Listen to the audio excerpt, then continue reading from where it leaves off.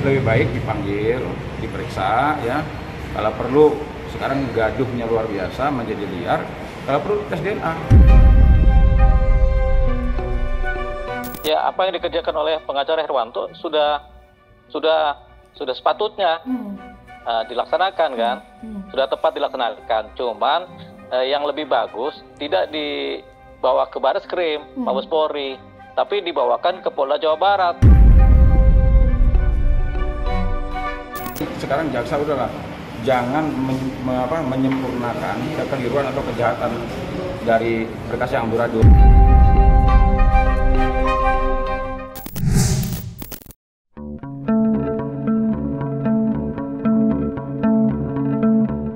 Nama Peggy Setiawan menjadi populer semenjak kasus tewasnya Vina viral dan menuai beragam komentar di media sosial.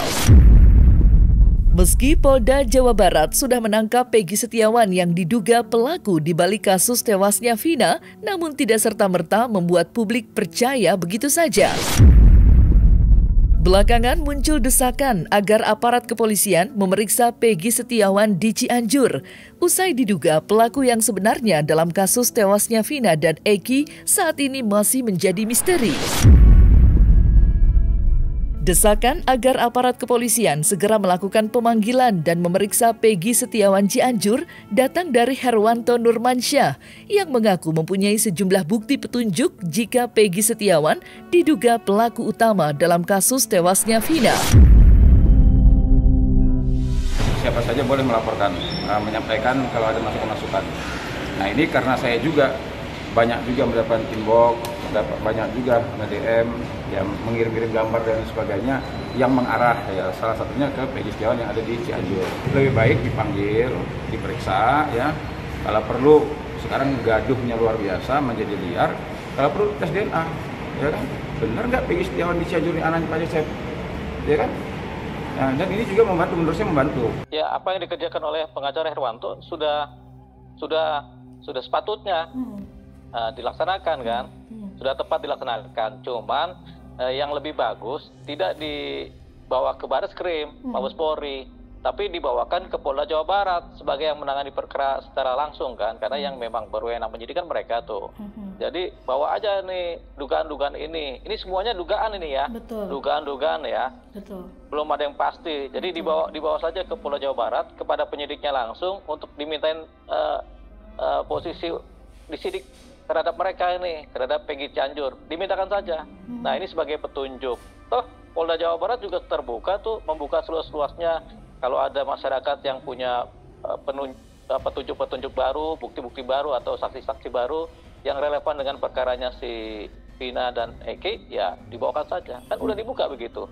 Makanya pengacara Herwanto bagusnya yang lebih tepat langsung ke Polda Jawa Barat. Kalau dikaitkan dengan tes DNA, sebenarnya pengadilan pada waktu itu, pengadilan terhadap para terpidana yang kasus Vina 8 tahun yang lalu itu, sebenarnya di pengadilannya juga sudah ada tuh yang namanya tes DNA, visum segala macam tuh, itu ada tuh di visumnya ya, di visumnya isinya apa, DNA-nya bagaimana, terus ini anaknya siapa, kan begitu kan, pas kematian bagaimana, kan begitu.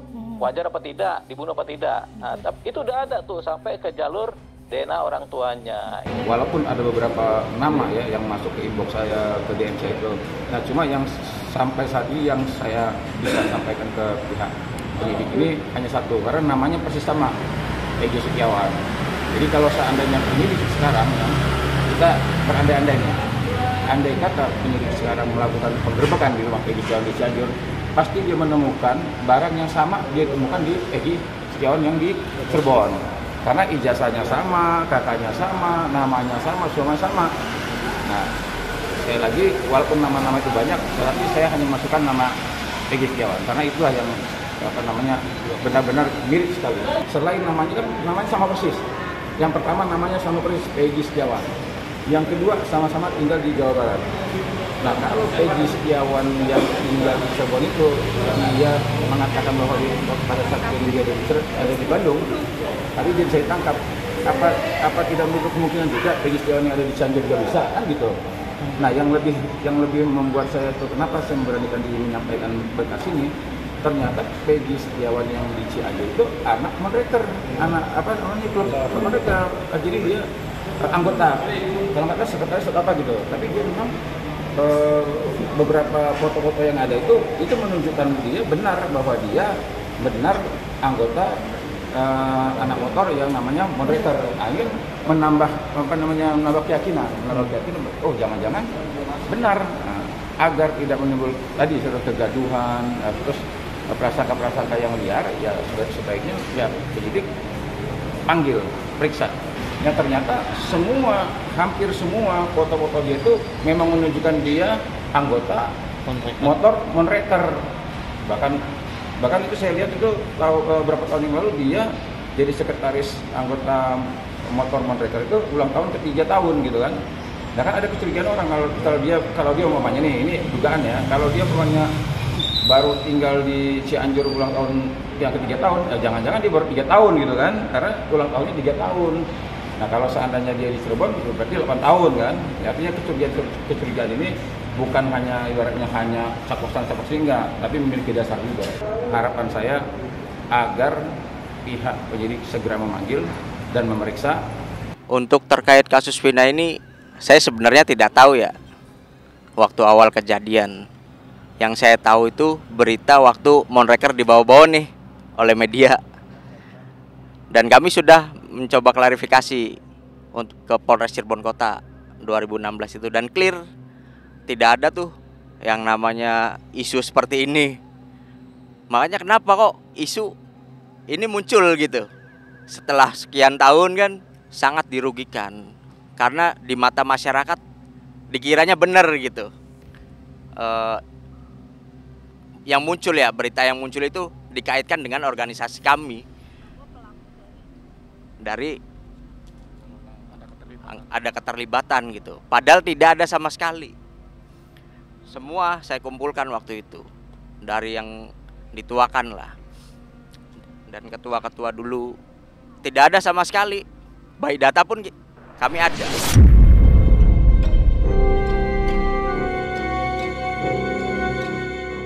Selain Peggy Setiawan yang berada di Cianjur, sosok Peggy Setiawan anak mantan Bupati Cirebon juga sempat viral usai disebut-sebut sebagai Peggy yang asli dalam kasus tewasnya Vina dan Eki. Dugaan tersebut makin ramai usai Widya yang merupakan seorang konten kreator dengan tegas menuding Hotman Paris dan timnya menerima suap senilai 7 miliar dari orang tua Peggy. Sontak saja, tudingan Widya terhadap Hotman menuai reaksi beragam dari sejumlah kalangan. Bahkan itu yang waktu itu ibu-ibu itu udah nemuin Bang Hotman sana sini itu jadi liar kan? Ya. Udah agar terciptanya ketertiban, tidak menjadi liar, panggil dan periksa. Oh ragu-ragu nih, jangan-jangan anaknya Bupati Cirebon, periksa DNA.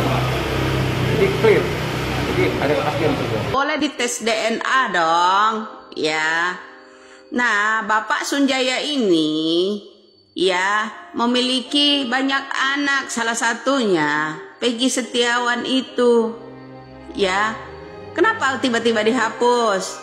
Ya, karena Pina mengetahuinya. Lalu Pina ketika di rumah sakit masih bisa bersuara, diakalin supaya dia tidak bisa bicara. Ya dah. Nah, seharusnya pihak rumah sakit juga kepolisian ya menginterogasi di mana Pina itu dilarikan pada waktu itu. Setidaknya memberikan informasi untuk negara ini ya. Orang-orang yang menangani Vina ketika di rumah sakit. Kemudian lambat laun doa saya yang namanya Peggy Setiawan asli dari anak bupati, wali bupati ya, seorang bupati ya. Terus anak-anak dari wali bupati juga, geng-geng motor ini segera menyerahkan diri kalau kehidupannya mau aman. Udah dapat transferannya 7 miliar. Iya. Iya kan? Jujur kami tidak pernah tahu apalagi menerima suap dari siapa pula itu kan. Jadi karena kami ngerasa nggak menerima juga, ya ngapain juga harus diambil pusing. Gitu. Karena menurut itu kan fitnah ya, fitnah menyebarkan hoak di media sosial tuh ada sanksi hukumnya loh, itu hati-hati tuh.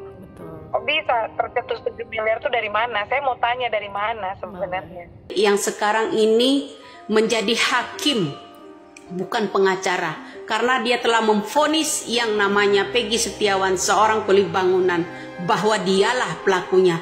Tapi yang namanya Putri tidak bisa membuktikan mana buktinya bahwa Peggy Setiawan itu adalah positif pelakunya. Mana bukti CCTV-nya?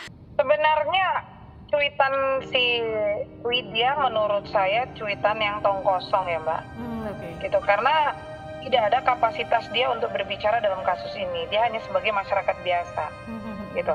Dan Martin, silakan saja mengkritik atau memberikan saran, tapi jangan pernah menyudutkan atau memprovokasi atau membuat berita hoax yang belum tentu kebenarannya.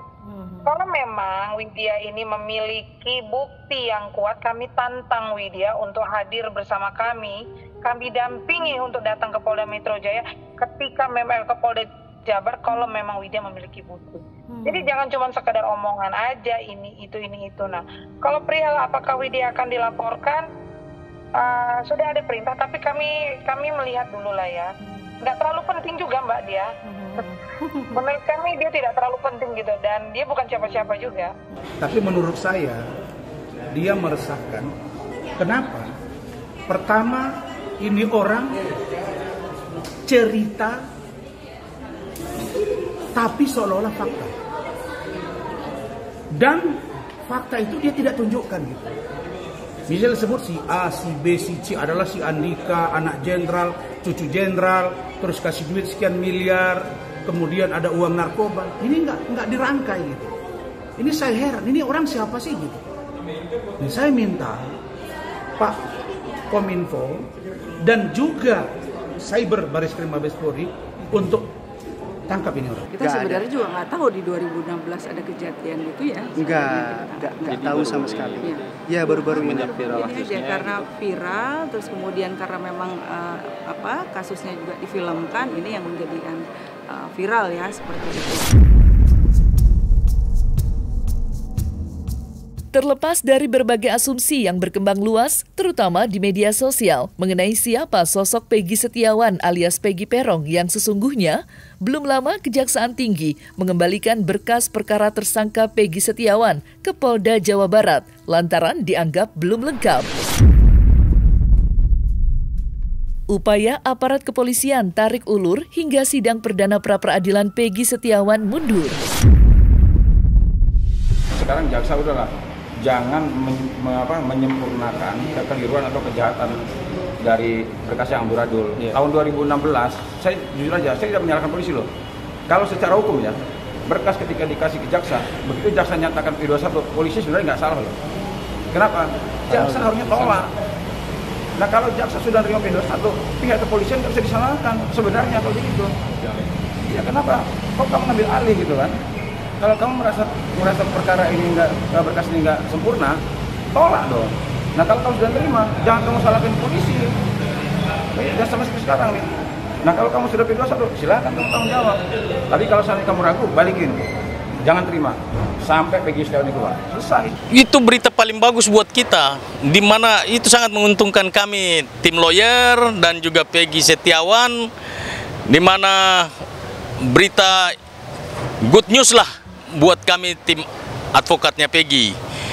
Artinya bahwa kami menilai di sini ternyata jaksa ini sangat objektif di dalam memeriksa perkara ini. Kami berterima kasih kepada Kejaksaan RI yang sudah begitu objektif, begitu teliti dalam memeriksa berkas perkara yang sudah dilimpahkan oleh Polda Jawa Barat, sehingga mereka tidak terburu-buru untuk P21 kan perkara yang sudah dilimpahkan oleh Polda Jawa Barat. Karena kami menilai alat bukti yang dimiliki penyidik itu minim. Ya, karena tadi kami jelaskan orangnya saja berbeda kan. Kalau bola panas itu mau dilempar ke kejaksaan dan jaksa mau menerima, ya silakan bola panasnya di kejaksaan. Secara normatif ada waktu 14 hari ya. Jaksa penuntut umum atau penuntut umum pada Kejaksaan Tinggi Jawa Barat itu untuk meneliti berkas perkara, mempelajari apakah dinyatakan lengkap atau tidak. Lengkap bisa tidak untuk diajukan ke penuntutan ke persidangan. Kalau memang ya dengan kondisi seperti ini, kalau memang tidak bisa, belum bisa, alat buktinya kurang, ya pasti dikembalikan lagi oleh jaksa kepada penyidik. Asal dan tidak ada tujuan saling menghormati untuk melancarkan supaya menggugurkan pra peradilan. Karena biasanya ya kalau kita lagi ngajukan pra peradilan kemudian penyidik langsung cepat, jaksanya langsung menerima, itu strategi supaya cepat perkaranya cepat sidang, kemudian pra peradilannya itu gugur. Itu udah biasa. Tapi kami tetap berjuang. Apapun yang tahap-tahap yang sudah dilalui ini tetap kami berjuang. Kalau perkara ini ditetapkan tersangka baru di tahun 2024 ini, pertanyaan sederhana kami adalah bagaimana dengan penetapan DPO-nya? Penetapan DPO-nya diambil dari sumber yang mana? Ini kan yang menurut kami ironis. Inilah yang menurut kami bahwa ini kekurangan bukti, nggak sesuai nih. Harus kita uji dalam pra peradilan. Ya kami melihat bahwa ada ketergesa-gesahan dari pihak penyidik, itu yang pertama. Apakah tergesanya tersebut karena penyidik dituntut harus menangkap DPO? Kemudian yang dibawa di dalam kepolisian ini dilakukan penangkapan ini adalah Peggy Setiawan yang notabene-nya orang tersebut bisa kita buktikan. Kita buktikan bahwa Peggy Setiawan ini memang berada di Kota Bandung.